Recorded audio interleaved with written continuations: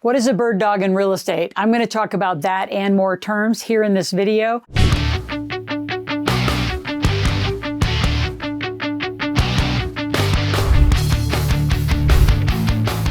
So specifically in this video, I want to talk about just how lucrative, just discover all the ways that you can be making a lot of money in bird dogging. I want to talk about how to network and find the professionals, because you need to find a seller, you need to find a property, and you need to find a buyer. You got some factors to this.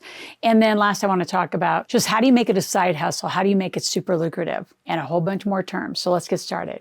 So bird dog essentially is finding an underpriced property and then looking for a seller. So you're looking for the property. So you're either as a bird dog in the relationship, or you're doing it as a wholesaler. So wholesalers, they'll find underpriced properties and they're going to try to find somebody to pay for it, right? Who's going to pay for it, and then somebody's going to buy it, and you're going to be squished in between and take a spread. I don't think that's simple, and I don't think it's a beginner move, but believe me, I spent tons of money on real estate training, and they make it sound way easier. But if you don't have a database of buyers and sellers, anybody can find the property. Yeah, all three are challenging, but in that situation, you have three databases. You've got to find the buyer, you got to find the property, and you've got to find the seller, and they all better come together around the same point. So it's a little more challenging. Bird dogging is much easier, in my opinion. So you're just looking for great deals. You're putting them out to your network, and if you don't have one, you're going to need to get one. So I would highly encourage you to get a database of buyers, sellers, properties, cash value properties. You're going to need to build a database if you want to be amazingly successful. And I'm talking multi-millionaire in this. And I've done all these things. So being a bird dog was interesting. I'd never really done it. I use bird dogs, a lot of bird dogs, and they could just make some points for bringing us the property. They could stay in the deal. Depends on the deal you have with your bird dog. But it's a great way to grow up a team around you who are loyal to you, who will stay with you. And for those of you who have a big job and have a lot of employment, but you actually love real estate, having it as a side hustle is a great business. Just put it in an LLC. That'll be your business. You can put it depending on which state you're in. If you're in California, you might want to do an S Corp. It's a little better structure, but I can't tell you what to do. You got to call our team, get the right structure so you can make the money. Because right now, if you don't structure it right, you can't run your corporate life as a bird dog through a company without the whole right structure. Just a little fun fact, and there's a whole story behind it, but bird dogging actually came from hunting. So go look it up on the internet and maybe it'll tell you the truth or tell you some interesting stories. So single family SFR is how you're going to see it all over the internet, which is single family residence. They are everywhere, as you know. The difference is, are you going to own a variety of them, right? Which is a lot of old school real estate trainers. A lot of my trainers taught me, buy one a quarter, buy one a year. And over 10 years, you got 10 doors and you got families renting. Then over the time has changed. You got Airbnbs and short-term rentals. Now, HOAs may or may not allow that. So you have to really be careful of your HOA laws. You got to be just careful of the law in general. I'm going to go back to our lovely state of California.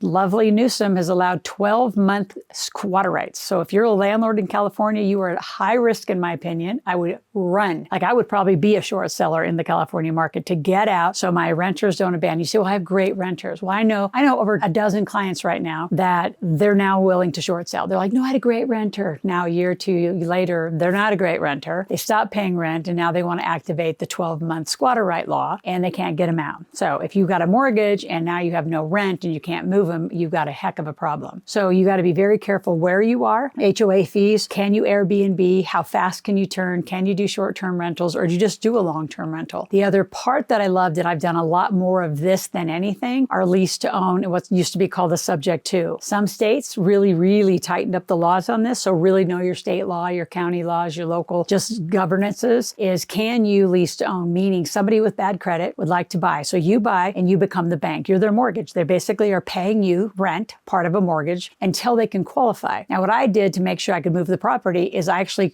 created a whole millionaire credit coach, I used to call it. So I would teach people corporate credit alongside and just to clean up their credit so they could qualify. And I had a whole set of lenders that I would send those lease to own subject to people, depending on the state, to, so they could actually qualify for the mortgage, then they'd buy me out. So there's a variety of ways to use a single family residence. The other one, which is probably my favorite, I'm gonna give you two stories. My favorite though, is to buy a single family residence or a variety of them next to a college campus, get to know somebody in the sports complex, get to know the athletic director. And where I learned this and saw it implicitly was in Georgia, where my son went to school. I saw it in Florida, where he went to school before that. He went there for 2 years, and then Georgia for 3. Both states I saw it. A lot of single family residents. And what they did is they rented to the athlete for a certain amount of money, which means the school paid them because they were on a scholarship. So you talk about stock and block cash flow, $1,000 a room, $500 a room. So you have a 4-bedroom house, you're making $2,000 from the school, which is better than Section 8 housing in my opinion, and it's a better house. And yeah, you're going to have to do some TIs because you got football players or tennis players or swimmers living in it, but who cares? Student athletes, it's a great model. The other one is what we did in the Ozarks, as I started the video saying, we would buy houses that were large that we could move into putting a ton of bedrooms. So we have one house that we could put 22 people in the house. Did we put a lot of money in the house? No. We bought fairly cheap beds and cheap interior stuff because what do people do when they go to the Ozarks? They don't hang out in a house with 22 people. They go to the dock, they go on the boats, they go on the jet skis, they have a bar, and they have music.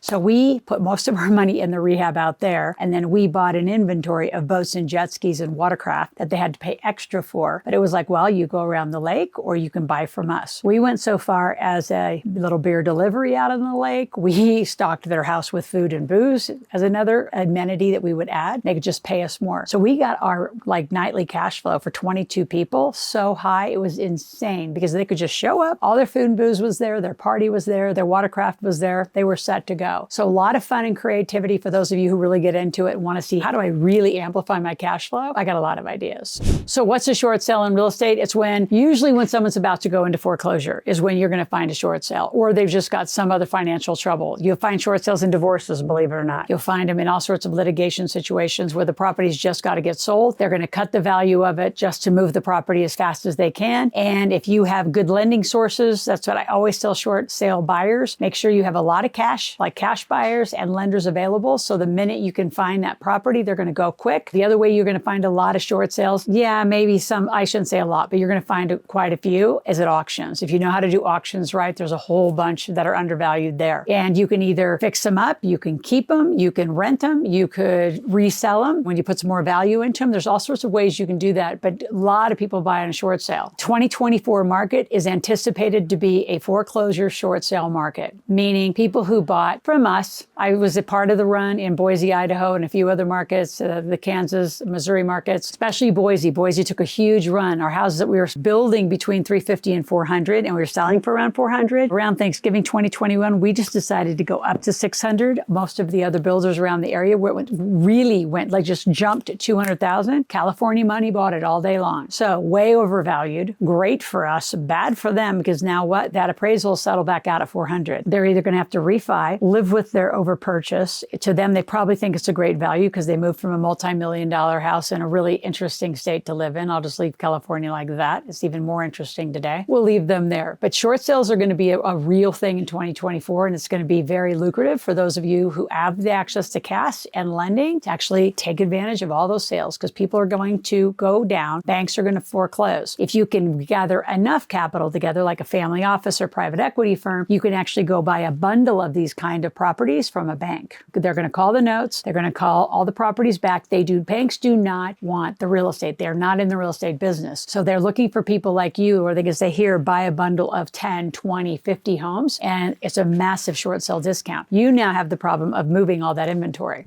Before I go to the last point, I want to talk about subscribing to my channel. I want you here 5 days a week. I want you to click that notification button. I want you here. I want your family here. It's a family-friendly channel, 5 years old and up, designed for you to learn. There's a journal in the description below. Grab our journal and have your kids listen to it. Just what's one thing they can learn per day? You'd be shocked in 52 weeks, 365 days of being out here, what you're going to learn when you actually lean into our YouTube channel as a knowledge learning channel, not just entertainment, which is what most channels are. So back to real estate as leverage. I have it in the link below. I'm going to give you a 75% discount. Why not? It's not a cheap program, but it's not ridiculously expensive. I'm going to give you a 75% discount on the link below. Go grab it. I don't like to necessarily sell on my channel, but it's really good. Really good. And it's not just because it's mine. It's thorough, how to structure, gives you the trust structure, gives you tax structure, gives you the team structure, gives you a lot of variety. So dig in there and also just stay here on my channel. Make sure you're here, subscribe, and anything you want me to talk about that I don't talk about, put in the comment. Anything you want to search for, look at the search bar. If you have questions, go to askloral.com, AskLoral, ask questions, make a request. We'll be back tomorrow.